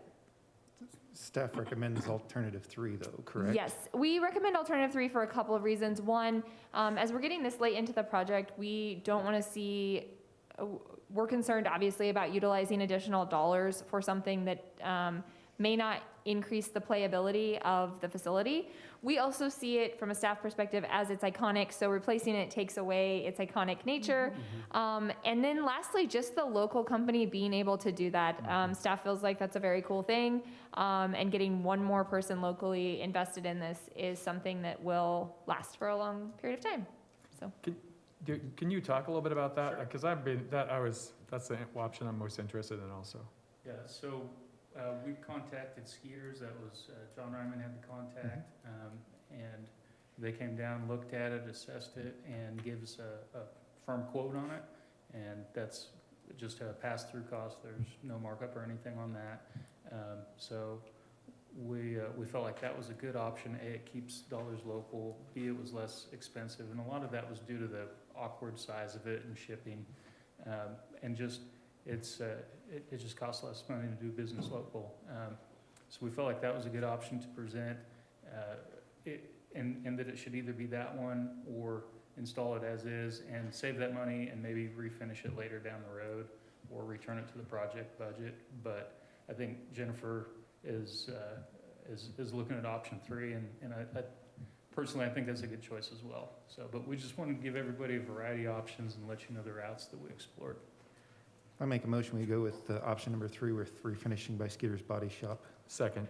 It's been a motion and a second by Commissioner Unruh. Any discussion? I had 2 or 3 questions here just before we Sure. move on. But so, first question is the color of the yellow spot behind the elephant doesn't really send out a good sign. So we haven't chosen that color yet. That's just to highlight there. Okay. Yeah, it's not an actual, sorry, I should have said that. It's not actually what it's gonna look like. It was so that you understood, yeah. That's a rubberized play surface there. Okay. Sure. Yeah. So there is an option for a different color or something there. That's so good. Okay, so this will be an actual slide, a functioning slide then, with it being just dry now, not wet. Dry. Would there be any, I know it's probably gonna add to the cost, but I know it gets hot in the summer, so I'm thinking like this is gonna be outside of the pool area. Could there be an opportunity for it to have a push button where it has just kind of a mister spray out of the, not the nose of it, which would be cool, but I know, you know, we did have a budget in there for 10,000 to do some renovation on this elephant, but, you know, water line this close to the pool isn't probably gonna be too much of an expense, especially if you got a sprinkler system there for that landscape area. So that's just an option I'm thinking of just throwing out there. Are you thinking something that's actually on the slide or just adjacent? Not on the slide, just maybe you know, like the elephant's throwing some water up, just kind of that effect. That's a cool idea. So, but I didn't know if this was going to be just a dry slide, which might make it then accident prone to kids slipping or adults slipping or something. So, but a mist doesn't really get any surfaces too wet. Right. It's just the fact that you feel something cool on your head, and that was my other question on that option. Yeah, so right now it's just set up as a dry slide, and the closest water line is probably going to be either an irrigation line or pulling water out of the building. Would be just based on what I remember from the site plan, that would be your closest option to get water. And then as far as drainage, I'm not sure how or if you would need drainage or if it would just suffice to have it, spraying over. Yeah, you've seen a lot of misters that go in place like at ball fields or softball complexes and things like that, where it's just kind of a cool mist on the head, especially with grandma and grandparents going through there or something. They get that kind of nice spray, but sure. Well, I like where it's located because, again, I think as you're waiting for the pool to open up, a lot of people arrive early, and so they're wanting something to do. But my question too is if there'd be something in front, because again, the slide doesn't have a huge drop, but but I think water does complicate that because it does make it faster. I mean, I'm not saying misting adds a lot. Yeah, it doesn't, but it wouldn't, like I said, it wouldn't be on the actual slide itself. It'd just be something that could just be mist in the air. It's not an actual wet area that you would need to drain for anything, but and it'd have a timer. I've got a note here, and I'll just ask Hank about it and see if that's something we can incorporate as well. Yep. Any other questions? All in favor of the motion, say aye. Aye. Opposed, nay. That item passed. All right. Thank you very much. Thanks. So are you, just another quick question for you, are you on track so far? Yes, we are. On schedule? We are. We're doing well. I've got just a quick update if you'd like. Sure. So. While you're here. Yeah, while I'm here. So we're starting shotcreting the walls in the Lazy River today. We'll be done with that here in the next about 10 days, finishing that up, and then we'll begin with bringing up the last bit of backfill around those walls. So we're on schedule there. The bathhouse, we have the new structural walls installed, and we are just finishing up the steel this week there, and we'll start the excavation in the bathhouse. We'll start that tomorrow to bring that down to the proper grade, and then beginning underground rough end starting on Monday. So Tetra will be out there putting in all their floor drains, and there's 37 of them in that building, so quite a few with all those showers. The administration building, the bar joists and decking deliver at 4 o'clock tomorrow. So Thursday, Panhandle Steel will be putting those in. At the admin building with overhead rough and roofing to follow there. So that building's gonna change a lot in the next couple of weeks. As well as the filter building, those joists and deck arrive tomorrow as well. And we've got the mason, at the end of the day, he'll be up 8 feet on his walls. So we're pushing to have him done this week. That's gonna get him done just a little bit early, which we're excited about that. And then the big thing that I know everybody's want to know, these slides start delivering on Monday the 1st of March, and they will be getting between 6 and 8 trucks a day for 4 days. And then as soon as they're done unloading all of those, they'll begin the install. So around Friday the 5th of March, they'll begin the install.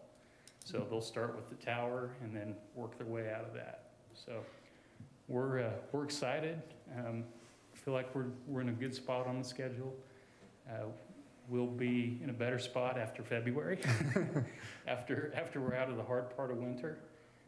So we've been very blessed and very fortunate thus far on weather. We haven't had to use hardly any construction contingency for weather-related items yet. So Good. That's great. I heard somebody do that earlier, Yeah. so I'm gonna follow suit. So yeah, we're excited about it. We feel good about the position everything's in. Well, thank you for the update. It's like while you were here, just Yeah, give us a quick update on where you guys are at. I know I'm always checking every morning on the camera site just to see where it's at and how it's progressed, and it's looking really good. It should change quite a bit over the next couple days because we're burning up all that on-site dirt that we have there. That should be gone here. We're hoping by the end of the week that should all be back in. So Yeah, the mountain disappeared, so Yeah. it was a Yeah. huge mountain and it's gone, so yeah. Right. Kansas Mountain. yeah. No, Well, we're- thank you again. we're pleased. Thank you, guys. Thank you. All right, on to item 12C. The governing body is asked to consider and approve the second half 2020 semi-annual report for the Community Development Block Grant, CDBG, revolving loan fund on behalf of Great Plains Development Incorporated. This is a report that's required twice a year, and it does go to the Department of Commerce. This second half report, as you'll notice, has a lot more loans than we're used to seeing. That worked out really well for the city businesses to be able to utilize those funds. It is a little bit more of an accounting issue with Great Plains in the city, but it worked out really good. So they do check their records against ours. It's a good audit check before they submit. And so this is ready for your signature. Entertain a motion on this item?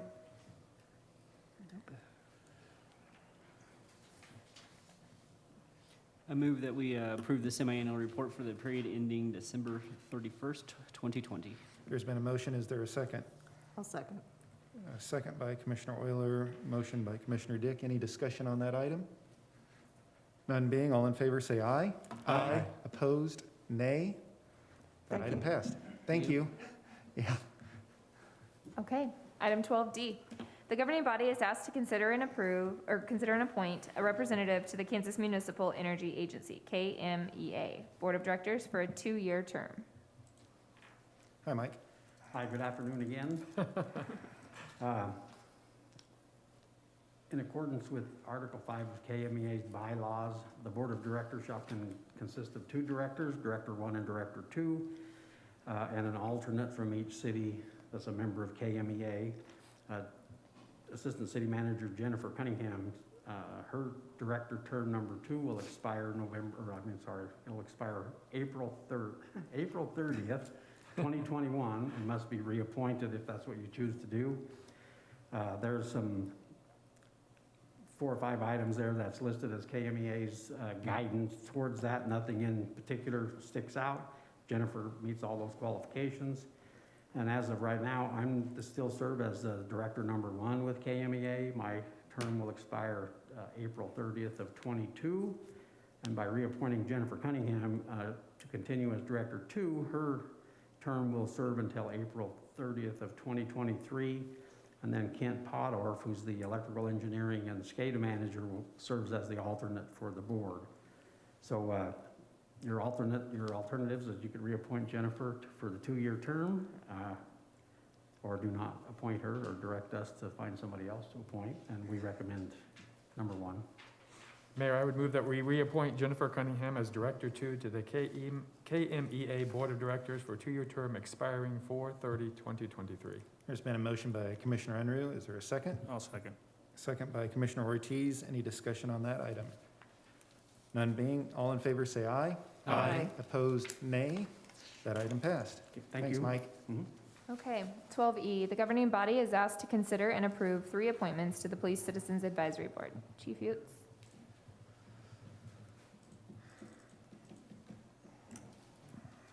Good afternoon, Mayor and Commissioners.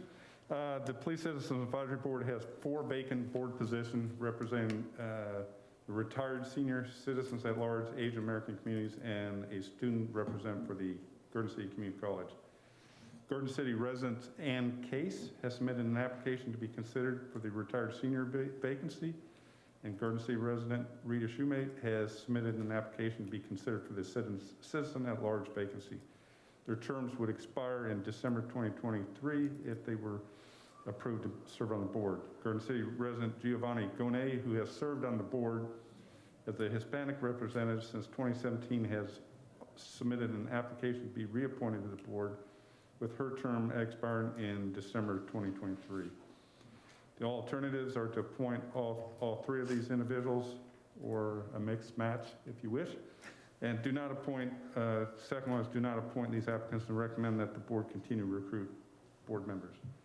The advisory board recommended the governing body choose alternative 1 to appoint Ann Case and Rita Shoemate to the vacant positions and reappoint Giovanni Gone to a 2nd term. Entertain a motion on this item. Mayor, I move to appoint Ann Case and Rita Shoemate to fill the vacant positions with terms expiring in December 2023, and reappoint Giovanni Gone to a 2nd term expiring in December 2023. There's been a motion by Commissioner Euler. Is there a second? I'll second. Second by Commissioner Dick. Any discussion on that item? None being, all in favor say aye. Aye. Opposed, nay. That item passed. Thank you. Thanks, Chief. If we could skip item 12F, I don't believe there will be any business decision that comes out of that item. If we could move on to the consent agenda and then also commissioner reports, and then we'll allow you to go back to your executive session. That'll work. Okay. So item 12G, the consent agenda, we have 5 items, 1 through 5. If you have any reason to take them separately, please let us know, but we can take them if there's no questions all together.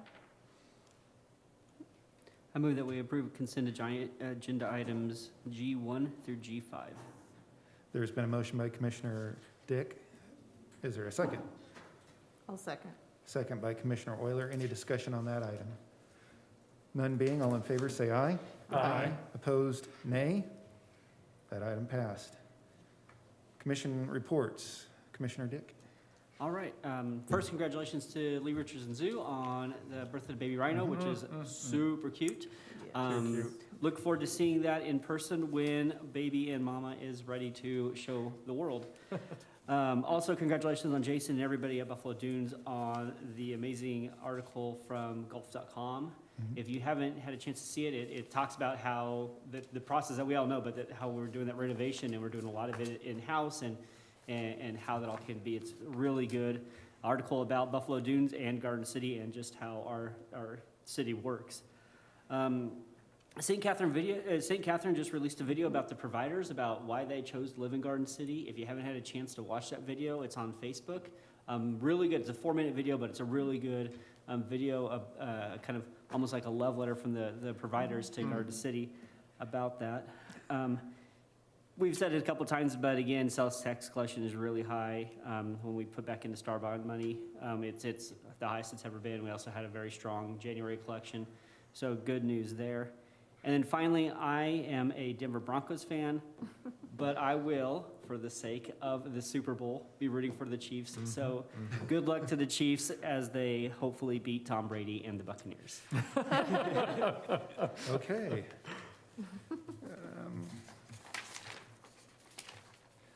Oops. Commissioner Unruh. So I did have the chance to attend yesterday's work session, commission meeting and work session, and several items. The county is doing some really important things. I think one of the considerations that they're considering whether or not to go ahead and reinitiate a sales tax to pay for they had lots of different projects ranging from a new health department building to doing some improvements on North Third. So they did not televise that or record that, so which is unfortunate because I think there was a lot discussed. But I do think it's important that we as commissioners make sure that we connect with our county commissioners because we're intertwined whether we want to be or not. And I know that I spoke as an individual commissioner concerning the fireworks, what was going to happen with that, and my goal is if whatever they decide, I'm going to make sure we're going to I'll stay in concert with that, but how we as a board decide that. I really enjoyed the many activities. It has been beautiful out in Garden City. Our trail system never ceases to amaze me. I'm so excited about the presentation that Aaron gave. He asked a lot of questions. It's probably a good thing we didn't begin a lot of discussion, but I'm excited about the opportunity to really find out what our community thinks about recreation and moving forward. So whoever puts the pre-meetings together, I really appreciate that. I think they're really valuable and add a lot of value. I'm excited about our training coming up next week and then also our retreat later on this month. So it's going to be good.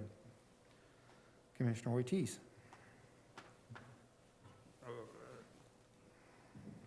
Well, I guess there was a lot to kind of go off of after you guys said it all. So I did also listen to just the Finney County on some of those projects that were discussed by Lana, and those are pretty exciting projects that are coming up. So also just like to thank everyone who's come up and was brave enough to talk, and that's one thing that I'd like to encourage in everyone is just there's no wrong answer, there's no wrong question, there's the only wrong question is one that's not being asked. So just appreciate everybody coming up here and asking those questions, and also for those who've asked questions behind the scenes, where either going through us as commissioners or as staff, as they get questions coming through IT for those questions that are coming through the monitors and things. So yes, those are great questions, and that's what we're put up here to do. And so challenge accepted from all of that, and also challenge accepted from Aaron Stewart as far as giving him some ideas, and just looking forward to seeing what Garden City can be with some great park amenities and recreation ideas. And so I like a challenge, so I like accepting anything that comes my way. The Siege is coming up in September, I heard, or August. So I was going to do it last year, but it fell through. So this year it's on my plate again. So anybody wants to be my teammate, I'm taking applications, but it's going to happen this year for me. So, but yes, stay healthy. From the fitness week or month that we had last December or November, whenever it was, I told you that exercising with my family was kind of one of the big things. That's kind of fell through, but I am on another plan with my wife, and we're sticking through it. We're on day 39, so day 39 straight of working out, and it's been great. So I feel great, drinking more water, taking vitamins, and everything I can. So yeah, just continue to stay active with family. Go out and walk the trails and visit the zoo, see the new rhino, and look at those websites or even go down there and look at the dirt piles that they have at Pinnacle and down at the pool. So, but exciting things happening in Garden City. So, Commissioner Euler. So I had the luxury the other day, our son was in town visiting, and we drove around to see all of the different projects that are going on, and it took us well over an hour to just drive. He wasn't as excited about the east side drainage ditches maybe I was, but I mean, still, it's cool, to show all of that and to show the progress and to let him know that his hometown is doing all of these great things, and that when you come back and And, you know, maybe if you consider coming back after you've gone to college or whatever, that we have all of these things in the works, you know, just welcoming back those families. And so it was pretty fun to see, and he was really excited, and he was really impressed. And so that was really kudos to all of you guys working on that. Calling all photographers at the airport, you know, there is a competition going on right now for local photographers for sunset or sunrise photos, and so I think it's a great opportunity to showcase your talents, and, you know, anything that we can do to have that buy-in from the community, to have that input, I think is so important, and this is such a cool project. I can't wait to see the outcome, so that's all I have. Yeah, I'll just piggyback on that.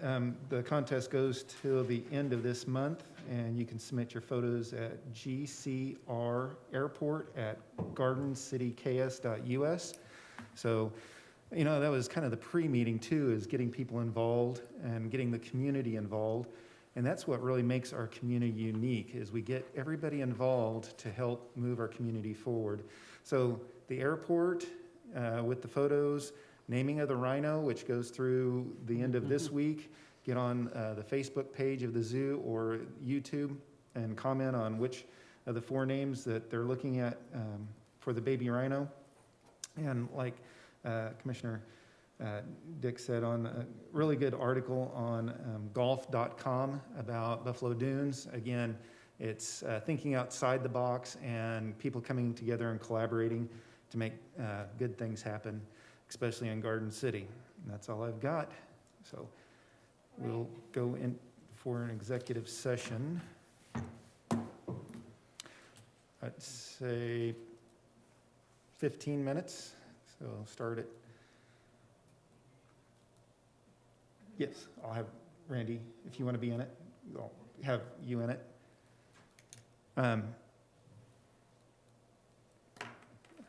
on, let me get to my, I'll make, unless somebody else wants to make the motion. I can make the motion, that way I'll try it, so. Okay. Yeah, I'd like to move, make the motion to request the governing body consider, in consideration of an executive session pursuant to KSA 75-431-4319B, subsection 1, pertaining to personal matters of non-elected personnel and their contractual obligations, because if this matter were discussed in open session, it might invade the privacy of those discussed.